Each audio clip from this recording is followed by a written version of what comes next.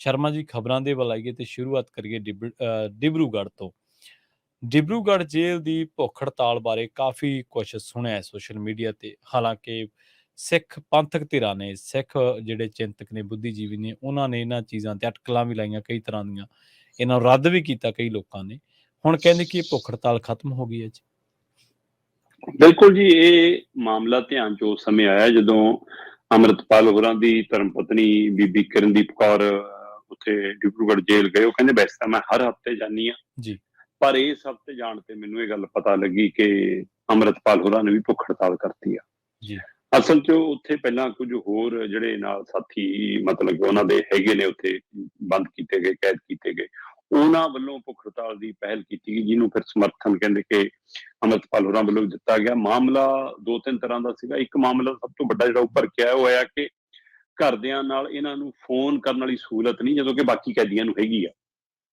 ਤੇ ਜਿਹੜੀ ਜੇਲ੍ਹ ਨਿਯਮਾਵਲੀ ਹੈ ਕਹਿੰਦੇ ਉਹ ਵੀ ਕਹਿੰਦੀ ਹੈ ਕਿ ਘਰੇ ਫੋਨ ਕਰਨ ਦੀ ਸਹੂਲਤ ਮਿਲੀ ਹੋਈ ਹੈ, ਤਾਂ ਇਹਨਾਂ ਨੂੰ ਕਿਉਂ ਨਹੀਂ? ਸੋ ਜਿਹੜਾ ਤੈਅ ਸਮਾਂ ਹੁੰਦਾ ਕਿ ਇੰਨੇ ਦਿਨਾਂ ਬਾਅਦ ਜਾਂ ਇੰਨੀ ਦੇਰ ਲਈ ਕਰ ਸਕਦੇ ਹੋ, ਉਹ ਸ਼ਡਿਊਲ ਦੇ ਵਿੱਚ ਇਹਨਾਂ ਨੂੰ ਕਿਉਂ ਨਹੀਂ ਪਾਇਆ? ਇਸ ਨੂੰ ਲੈ ਕੇ ਇੱਕ ਤਾਂ ਕਹਿੰਦੇ ਸਵਾਲ ਸੀਗਾ, ਉਹਨੂੰ ਲੈ ਕੇ ਉਹਨਾਂ ਨੇ ਰੁੱਥਾ ਪ੍ਰਗਟਾਇਆ। ਤੇ ਦੂਸਰਾ ਕਹਿੰਦੇ ਕਿ ਖਾਸ ਗੱਲ ਇਹ ਰਹੀ ਕਿ ਉਹਨਾਂ ਦਾ ਜਿਹੜਾ ਉਹਨਾਂ ਨੂੰ ਉੱਥੇ ਲੰਗਰ ਪਾਣੀ ਛਕਣ ਨੂੰ ਮਿਲਦਾ ਸੀਗਾ, ਉਹਦੇ ਵਿੱਚ ਤੰਬਾਕੂ ਪਦਾਰਥ ਨਿਕਲਿਆ ਆਉਂਦਾ ਸੀਗਾ, ਮਤਲਬ ਚ ਜਰਦੇ ਦੇ ਮੰਨ ਲਾ ਹੈ ਨਾ ਕਣ ਨਿਕਲੇ ਆਉਂਦੇ ਸੀਗੇ, ਜੋ ਵੀ ਹੈ।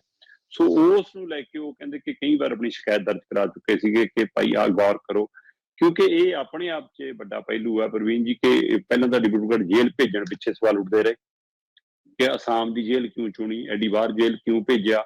ਜੇ ਉੱਥੇ ਭੇਜੇ ਵੀ ਨੇ ਤਾਂ ਘੱਟੋ ਘੱਟ ਉੱਥੇ ਨਾ ਉਹਨਾਂ ਨੂੰ ਉਹਨਾਂ ਦੀ ਭਾਸ਼ਾ ਸਮਝ ਆਉਂਦੀ ਆ, ਨਾ ਪੰਜਾਬੀ ਉਹ ਜਾਣਦੇ ਨੇ, ਨਾ ਹੀ ਉਹਨਾਂ ਦੀ ਚੰਗੀ ਤਰ੍ਹਾਂ ਭਾਸ਼ਾ ਜਾਣਦੇ ਨੇ, ਨਾ ਉਹ ਸਿੱਖੀ ਦੀਆਂ ਰਵਾਇਤਾਂ ਨੂੰ ਜਿਨ੍ਹਾਂ ਨੇ ਅੰਮ੍ਰਿਤ ਛਕਿਆ ਹੋਇਆ ਉਹਨਾਂ ਦੇ ਲਈ ਕਿਵੇਂ ਦੀ ਨਿਯਮਾਵਲੀ ਦੇ ਤਹਿਤ ਕਿਵੇਂ ਸਾਂਭ ਸੰਭਾਲ ਕਰਨੀ ਹੈ, ਸਾਰਾ ਪ੍ਰਬੰਧ ਕਿਵੇਂ ਕਰਨਾ, ਨਾ ਉਹਨਾਂ ਦੀ ਉਹਨਾਂ ਨੂੰ ਜਾਣਕਾਰੀ ਆ।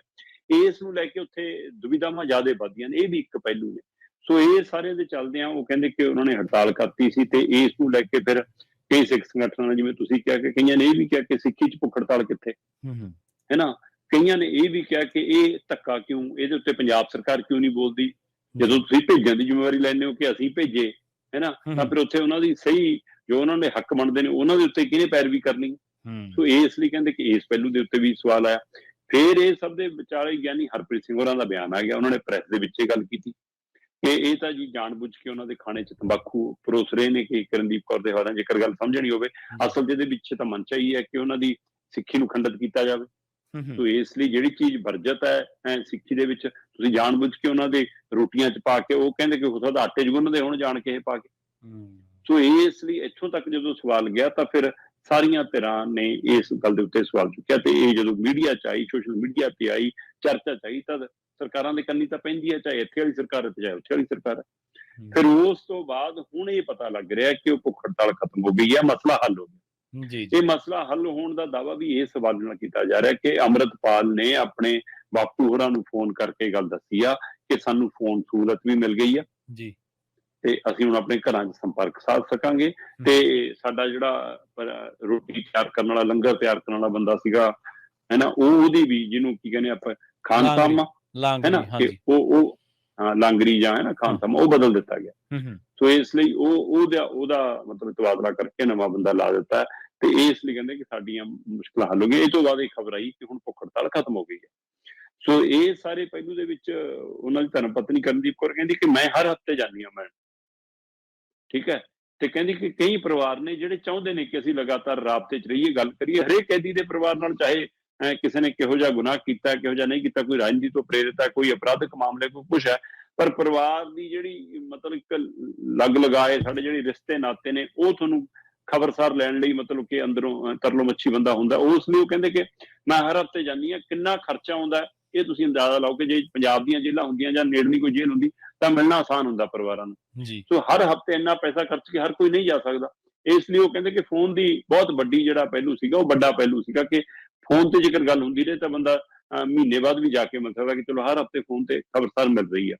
ਸੋ ਇਸ ਲਈ ਉਹ ਸਹੂਲਤ ਦੀ ਮੰਗ ਤੇ ਜ਼ਿਆਦਾ ਜ਼ੋਰ ਸੀ, ਜਿਹਨੂੰ ਲੈ ਕੇ ਹੁਣ ਅੰਮ੍ਰਿਤਪਾਲ ਹੋਰਾਂ ਦੇ ਹਵਾਲੇ ਨਾਲ ਖਬਰ ਹੈ ਕਿ ਉਹਨਾਂ ਨੇ ਆਪਣੇ ਪਿਤਾ ਨੂੰ ਫੋਨ ਕਰਕੇ ਦੱਸਿਆ ਕਿ ਹਾਂ, ਉਸੇ ਜੇਲ੍ਹ ਚੋਂ ਅੰਦਰੋਂ ਫੋਨ ਕਰਕੇ ਕਿਹਾ ਕਿ ਹਾਂ, ਸਾਨੂੰ ਜਿਹੜੀ ਸਰਕਾਰੀ ਤੌਰ ਦੇ ਉੱਤੇ ਜੇਲ੍ਹ ਨਿਯਮਾਵਲੀ ਦੇ ਤਹਿਤ ਘਰਾਂ 'ਚ ਫੋਨ ਕਰਕੇ ਗੱਲ ਕਰਨ ਦੀ ਸਹੂਲਤ ਹੈ, ਉਹ ਸਾਨੂੰ ਮਿਲ ਗਈ ਹੈ।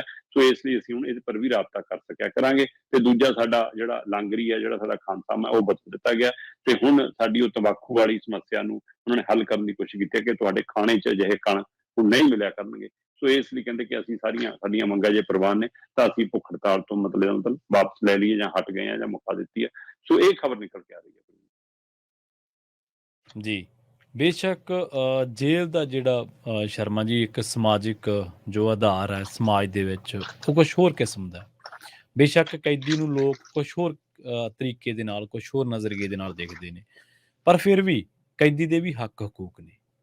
ਕੈਦੀ ਤਾਂ ਆਪਾਂ ਉਹਨੂੰ ਕਵਾਂਗੇ ਨਾ ਜਿਹੜਾ ਸਜ਼ਾ ਜ਼ਾਬਤਾ ਹੋ ਗਿਆ, ਜਿਹੜਾ ਕਿਸੇ ਟ੍ਰਾਇਲ 'ਚ ਕਿਸੇ ਮੁਕੱਦਮੇ 'ਚ ਅਜੇ ਤਾਂ ਹਾਂ ਉਹਦਾ ਬਿਲਕੁਲ ਕੈਦੀ ਵੀ ਉਹ ਤਾਂ ਇਹਦੇ ਕੈਦੀ ਵੀ ਨਹੀਂਗਾ। ਹਾਂ ਬਿਲਕੁਲ ਅਜੇ ਉਹਨੂੰ ਤਾਂ ਤਾਂ ਦੋਸ਼ੀ ਵੀ ਨਹੀਂ ਹਾਂ ਐਲਾਨਿਆ ਦੋਸ਼ੀ ਵੀ ਨਹੀਂਗਾ, ਹਾਲੇ ਤਾਂ ਹਿਰਾਸਤੀ ਕਹਿ ਸਕਦੇ ਆ ਉਹਨਾਂ ਨੂੰ, ਆਪਾਂ ਹਿਰਾਸਤੀ ਕਹਿ ਸਕਦੇ ਆ। ਔਰ ਇਹ ਜੇਲ੍ਹ ਜਿਹੜੀ ਹੈ ਨਾ ਹੁਣ ਜਿਹੜੀ ਸਾਡੀ ਸਾਈਕੀ ਦੇ ਵਿੱਚੋਂ ਆ, ਜੇਲ੍ਹ ਦਾ ਭੈ ਤੇ ਜੇਲ੍ਹ ਇਹ ਜਿਹੜੇ ਆਪਾਂ ਨੂੰ ਇੱਕ ਦੂਜੇ ਤਰੀਕੇ ਨਾਲ ਵੇਖਣਾ, ਇਹ ਸਾਡੇ ਮਨਾਂ ਚੋਂ ਨਿਕਲਿਆ ਹੋਇਆ ਕਿਉਂਕਿ ਬ੍ਰਿਟਿਸ਼ ਦੇ ਅੰਡਰ ਭਾਰਤੀ ਬਹੁਤ ਚਿਰ ਰਹੇ ਤੇ ਉਹਨਾਂ ਨੇ ਜੇਲ੍ਹ ਨੂੰ ਇੱਕ ਇਹ ਦੇਖਿਆ ਕਿ ਜੇਲ੍ਹ ਦੇ ਵਿੱਚ ਸੂਰਬੀਰ ਜਾਂਦੇ ਹੀ ਰਹਿੰਦੇ ਆ। ਜੇਲ੍ਹ ਦੇ ਵਿੱਚ ਜਿਨ੍ਹਾਂ ਲੋਕਾਂ ਨੇ ਕੌਮਾਂ ਖਾਤਰ ਕੁਛ ਕਰਨਾ ਹੈ, ਜਿਨ੍ਹਾਂ ਦੀ ਸੱਤਾ ਧਿਰ ਨਾਲ ਸਿੱਧੀ ਲੜਾਈ ਹੈ, ਉਹਨਾਂ ਨੇ ਜੇਲ੍ਹ ਦੇ ਵਿੱਚ ਜਾਣਾ ਹੀ ਜਾਣਾ।